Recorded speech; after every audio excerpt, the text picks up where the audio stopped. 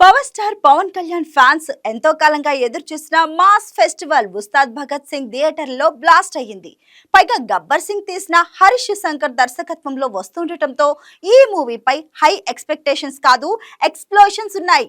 మరి వాటిని ఉస్తాద్ అందుకున్నాడా? ఫ్యాన్స్ కు ఫీస్ట్ ఇచ్చాడా? గబ్బర్ సింగ్ మ్యాజిక్ మళ్ళీ రిపీట్ అయిందా?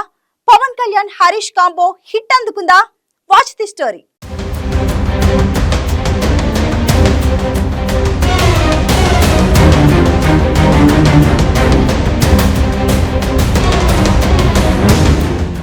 పవర్ స్టార్ పవన్ కళ్యాణ్ అభిమానులు ఆతృతగా వెయిట్ చేస్తున్న మూవీ ఉస్తాద్ భగత్ సింగ్ థియేటర్లో విడుదలైంది.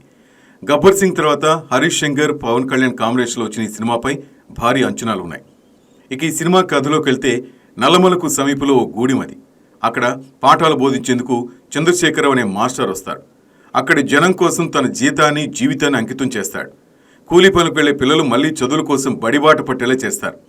ఆ ఊళ్ళోనే పుట్టి పెరిగి అనాథగా ఉన్న చెన్నైని చేరదీసి అతనికి సంరక్షకుడిగా మారి చదువు చెప్పిస్తాడు.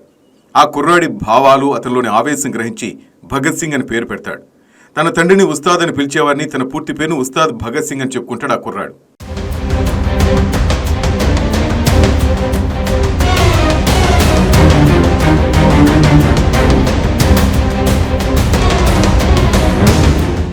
ఆ తర్వాత సేవాగుణం ఉన్న మాస్టారు రాజకీయాల్లో అడుగుపెట్టి ముఖ్యమంత్రి అవుతారు.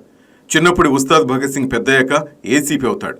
ముఖ్యమంత్రి అయిన తన గురువుకి ఎప్పుడూ రక్షణగా ఉంటుంటాడు. అయితే అసాంఘిక శక్తులతో సంబంధాలున్న చెదలమర్రి నల్ల నాగప్ప ముఖ్యమంత్రి పీఠంపై కన్నేస్తాడు.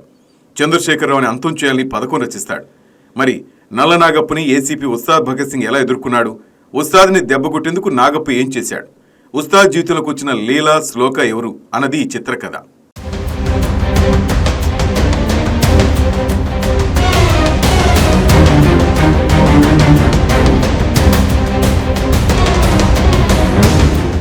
పవన్ కళ్యాణ్ హరీష్ శంకర్ కలయికలో సినిమా అనగానే ప్రేక్షకులు గబ్బర్ సింగ్ ని గుర్తు చేసుకుంటారు. పవన్ కళ్యాణ్ ఎలా చూపిస్తే ఆయన అభిమానులకు సామాన్య ప్రేక్షకులకు నచ్చుతుందో పక్కాగా అలా చూపించారు. చాలా సంవత్సరాల తర్వాత ఆ ఇద్దరు కలిసి సినిమా చేసినప్పుడు మళ్లీ అదే స్థాయి అంచనాలు ఏర్పడడం సహజం.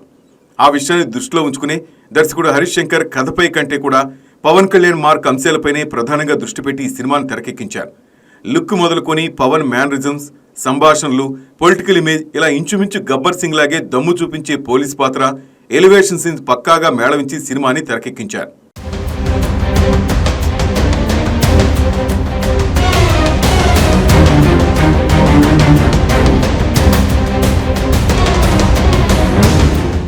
కథ కథనం పరంగా చూస్తే సగటు తెలుగు కమర్షియల్ సూత్రాలకు తగ్గట్టే సాగుతుంది.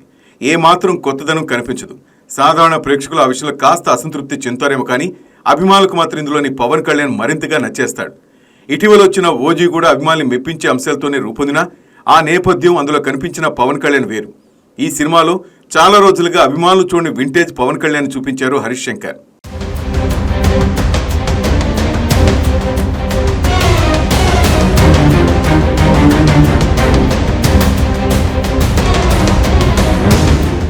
భగత్ సింగ్ గా పవన్ తెరపై కనిపించినప్పటి నుంచి అసలు వినోదం, డ్రామా మొదలవుతాయి. డాన్స్ ఎపిసోడ్, కాల్రయాత్ర పాట, మరోవైపు అడవిలోకి వచ్చిన నల్లనగప్ప గ్యాంగ్ నేపథ్యంలోని సన్నివేశాలతో సినిమా సరదాగా అదే సమయంలో ఆసక్తిని రేకెత్తిస్తూ ముందుకు సాగుతుంది. సినిమాతో మంచి చెప్పే అవకాశం వచ్చిందంటే నేను అసలు వదులుకోనని చెప్పే దర్శకుడు హరీష్ శంకర్ ఇందులో డిప్రెషన్, దేశభక్తి, సోషల్ మీడియానే జీవితం అనుకుంటూ నలిగిపోయే జీవితాల గురించి మరిన్ని సంభాషణలు రాసి పవన్ కళ్యాణ్తో చెప్పించారు.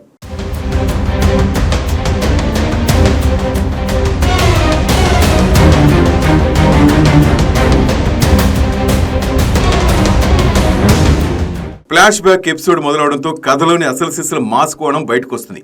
ఖాకీ డ్రెస్లో గబ్బర్ సింగ్ ని గుర్తు చేస్తూ పవన్ సందడి చేస్తారు.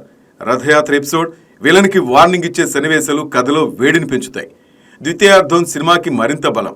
పాత బస్తీ ఎపిసోడ్తో పాటు పవన్ కళ్యాణ్, శ్రీలీల మధ్య సాగే సరదా సన్నివేశాలు, ఈ మనసే రీమిక్స్ గీతం, అది తెరకెక్కించిన విధానం, అదే ఎపిసోడ్లోని భావోద్వేగ కోణం సినిమాకి హైలైట్.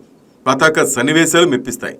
కథ కథనాలు చాలా వరకు ఊహకు తగ్గట్టుగానే సాగిన పవన్ కళ్యాణ్ హీరోయిజం, ఆయన మాస్ హంగామా, ఆయన ప్రజా జీవితాన్ని, అభిమాన బలాన్ని గుర్తు చేసేలా సంభాషణలు కట్టిపడేస్తూ మిగతా విషయాలేవి గుర్తుకు రాకుండా చేయడం ఈ సినిమా ప్రత్యేకత.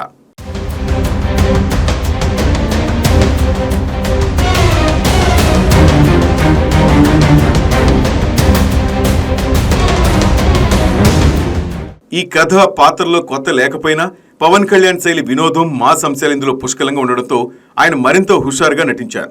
సాధారణ సన్నివేశాలు సైతం మరో స్థాయికి తీసుకెళ్లారు.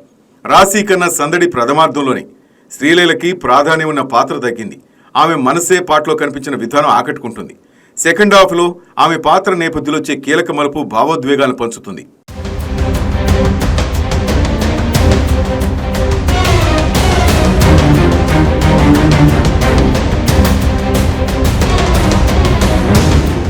ప్రధాన ప్రతినాయకుడిగా పార్థిబన్ కనిపించిన తీరు బాగుంది.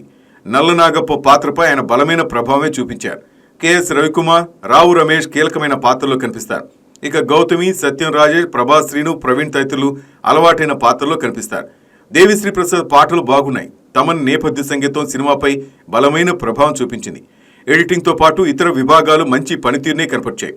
దర్శకుడు హరీష్ శంకర్ ఒక ఫక్తు కమర్షియల్ కథకే తనదైన మార్కు సంభాషణలు, హీరో పాత్రకు ఎలివేషన్లు డిజైన్ చేసి సినిమాను ఆవిష్కరించారు.